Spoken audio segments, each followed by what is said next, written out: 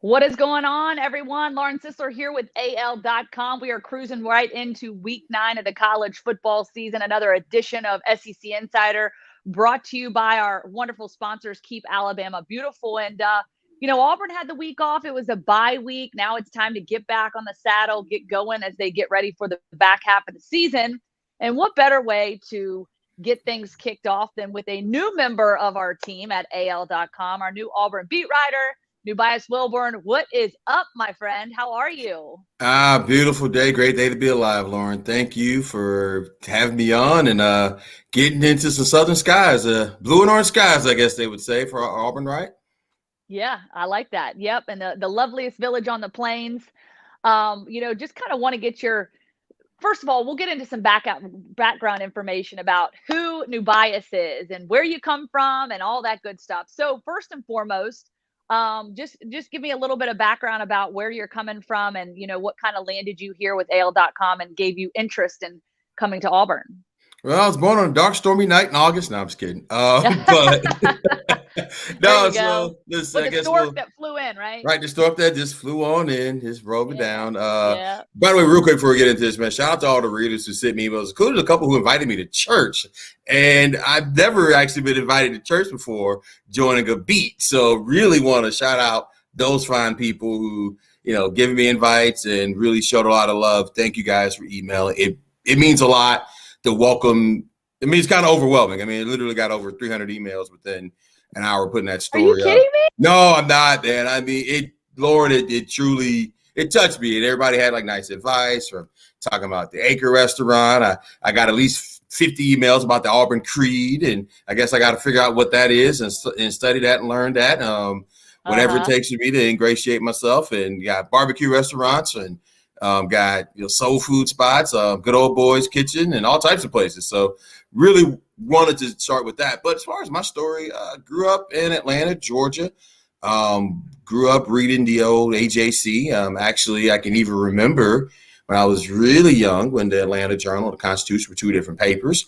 They eventually collaborated. And oddly enough, it was one of those things where I grew up reading about college football because the AJC at the time would have a staffer everywhere, like all the SEC games, all the ACC games, and the top 25. So, I mean, you literally have like 30 writers all over the place, and you get that big Sunday section the next day, and you read through of it, and you read Berman. You know what I'm saying? Like so many of those, Terrence Moore, and just those great writers, some of who are still there, some of who, like, say, Kim Smith, my good friend, who unfortunately is no longer with us, and Steve Weish and all those people, Orlando Ledbetter, reading their stuff and about these college football games and all these fun, far-flung, exciting places. And also, read baseball. So went from there, did some work with Fox Sports South, covering high schools and recruiting, kind of going way back, like to the pre-Rivals days.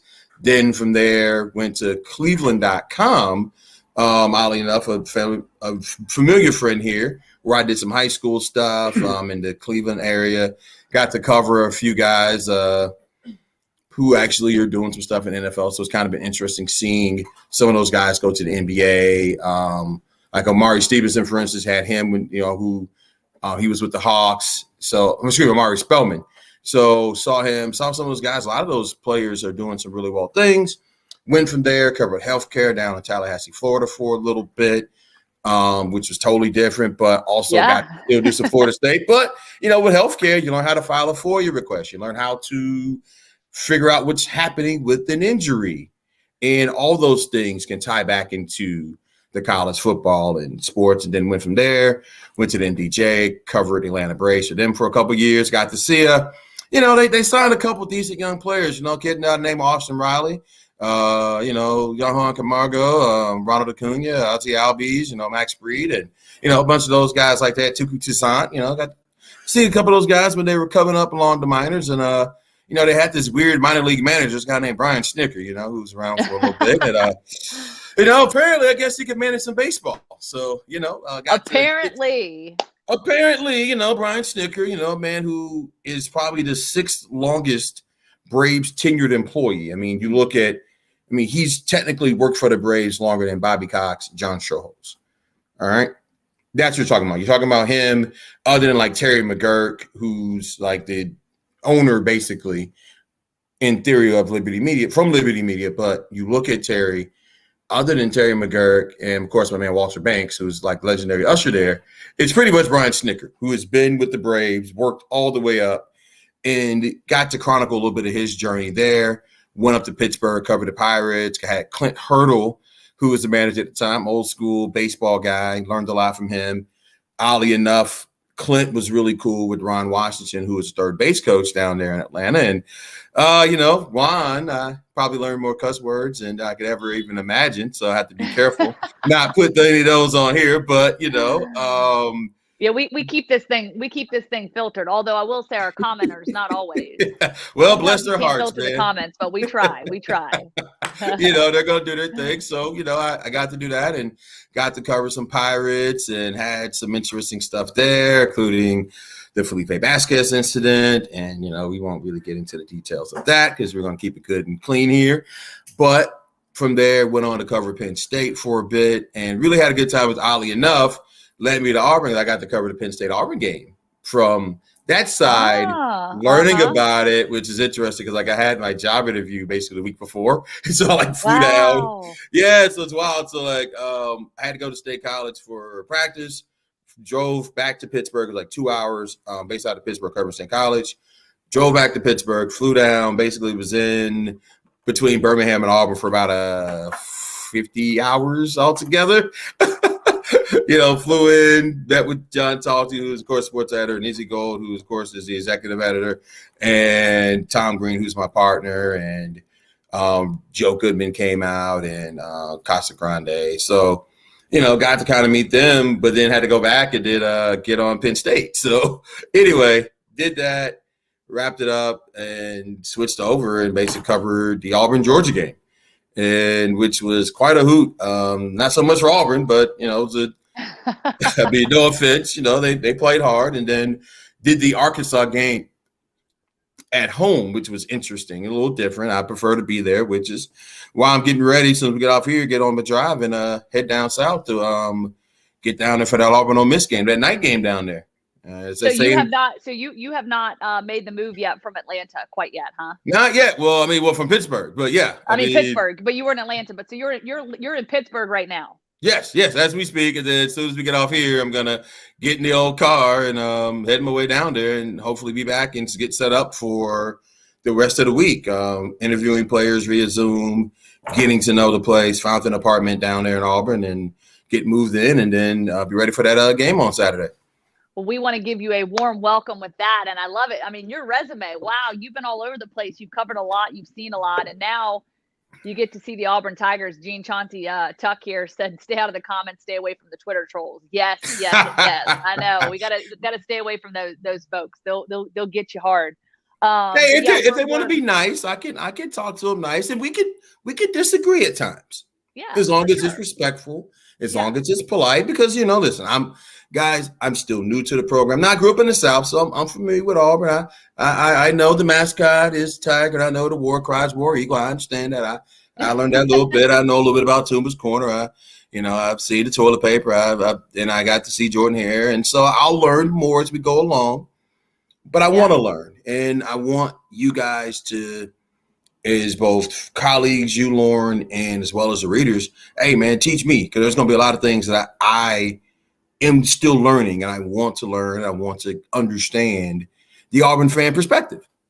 Yep, absolutely. I think that's a great way to put it. And we welcome the Auburn family to certainly weigh in and give their thoughts. And again, embrace you and embrace the unknowns, right? Of not knowing what it's like. So you've had a chance to kind of see Auburn. You'll get to experience it from a different level, I guess, this upcoming weekend as you're sort of preparing for things.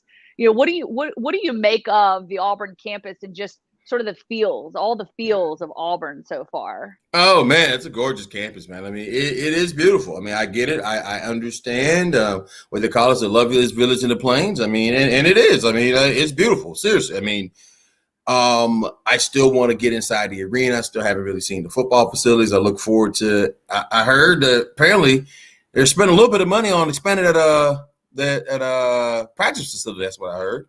Little birdie said. There's spent a couple dollars on it, so they say.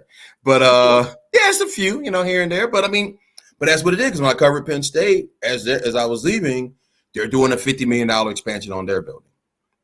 Because that's what it is. You have to find ways to compete. And let's be honest, we know who Auburn's. I mean, I don't have to be around to know who Auburn's competing with. That's right. You get it. You don't you didn't need much of a lesson there. So I guess so far, have you gotten any recommendations? I know you mentioned some of the food options. Acre is such a great place. The Hound is great.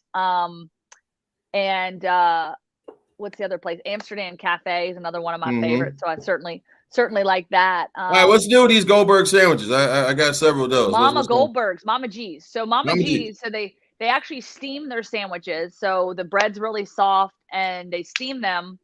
And then they have these nachos, but their version of nachos are basically like Doritos with like melted or steamed pepper jack cheese on top. And you can add jalapenos and buffalo sauce if you want. Legit. Very legit. Love the Mama G's. Yeah. I like pepper jack cheese. I mean, I also, you guys got to help me find a gym down there, man. All this good Southern eating down there. I'm going to have to make sure. It's been a while, man. I've been up north with the, they don't have good grits up here. There's no sweet tea, little things like that. It's hard to get some good fried chicken. So, getting back down to my roots a little bit. So I'm going to have to make sure I keep a treadmill or Peloton or something, right? That's right. Hey, well, we're excited to have you, and I'm sure, like I said, people will weigh in and give you their warmest of welcome, and so we appreciate the Auburn family for doing that. Before we let you go here, Nubyjas, I want to ask you real quick, just your thoughts sort of on the state of the Auburn football program so far. I know that you obviously were you covered the Penn State game on the other side of it, but then of course you got to cover the Georgia game, which obviously did not weigh in Auburn's favor. But then, of course, the Arkansas game came out and played a good football game, really a well-rounded football game, especially from an offensive standpoint. And the way they called that game was exactly what this Auburn team wanted to do and start to trend in that right direction. So as we head into the back half of the season, just your overall thoughts on where this program is trending. And, of course, going into this Ole Miss game, what they can do to kind of right the ship and sort of keep things and get things on track with just 2 losses on the season. Well, let's see where they're headed. Well, I think we'll find out a little bit probably this afternoon because, Auburn did pass the mandate where everybody has to be vaccinated. Now, I'm not going to get into my vaccination opinions, but, as some of you who read my introductory story, I have someone very close to me who's autoimmune compromised. I'll just leave that at that.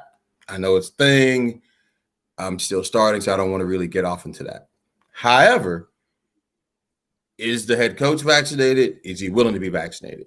Now, how you ask him about that, because he could, say HIPAA or whatever, which, again, we're not going to go there. But is he willing? Because he's never really said which way he stands on it, right? He's kind of danced around it.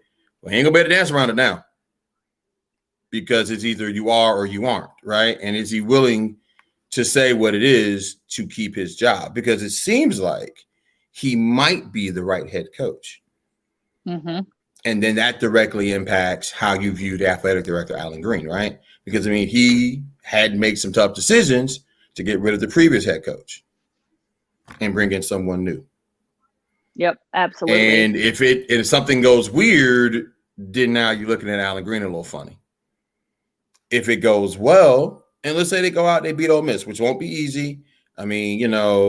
Hopefully the fans in Jordan Hare, as they say, are a little bit nicer than Jordan the old Hare. Oh yeah, Jordan Hare. People call it Jordan Hare, but it's actually Jordan. Jordan Hare. Jordan Hare, baby. There you go. Yeah, man. So hopefully the fans at Jordan Hare are a little bit nicer than the folks at Neyland were to old Lane Kiffin. We don't need the Auburn people throwing things at them, but that's right. I mean, no golf balls at Jordan Hare. Yeah, but we want to keep it nice and boo them and boo them and do all that stuff, but don't throw things. All right, but seriously, when I look at it, that's a huge game. It is one that matters because if Auburn can beat them, one could see them going to Texas A&M and getting a win. which won't be easy because, again, you got to go out there. I mean, you saw what happened, the team in Crimson and White went over there and that didn't have such a good night. So things could get weird. It's a tough schedule, but one, is the coach vaccinated? Is the staff vaccinated? I know people don't like to hear that, but it matters now more than ever. And then two, can they continue to build? Because that's the other thing. If he's not vaccinated and it's a problem, you might start losing some recruits because you create uncertainty. You want these things taken care of so you have certainty, so you know what your program is. If he gets that rolling, you keep that quarterback, Bo Nix, healthy, who, by the way, I think is better than he gets a lot of credit for. He's fast. He extends plays with his legs. He is learning to control the offense a little bit better, be calmer. He made the checkdowns as receivers made catches. And, Auburn can beat Auburn can beat Ole Miss. They absolutely can. It will not be easy. I think they're favored in the game. But it won't be easy. It will not be easy, but that game will be a true test to tell me where Auburn is. Now, of course, they're not going to win a national championship this year. All right? Okay, guys? I think we know that. However, Nubyjas is a straight shooter. Hey, listen, they could at least make it to where you have an Iron Bowl. And I know they all matter, guys, okay? I know they all matter, but this one could really matter. Absolutely. And there's a chance that they could create a situation where this Iron Bowl matters, but it starts on Saturday. And really, honestly, it really starts this week.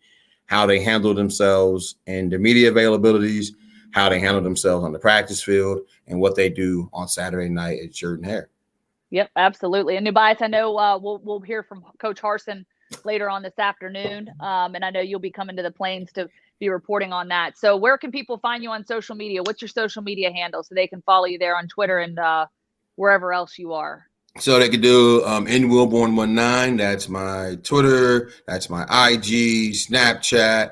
I mean, pretty much whatever social media that exists that I have, it's under NWILBORN19. You can find me there. It's easy to find. I'll tweet you back. I might not follow you back, but I will at least engage with you if you tweet me and you treat me nice, Yeah, that's right. Treat them nice. Hey, Nubyjas, thank you so much.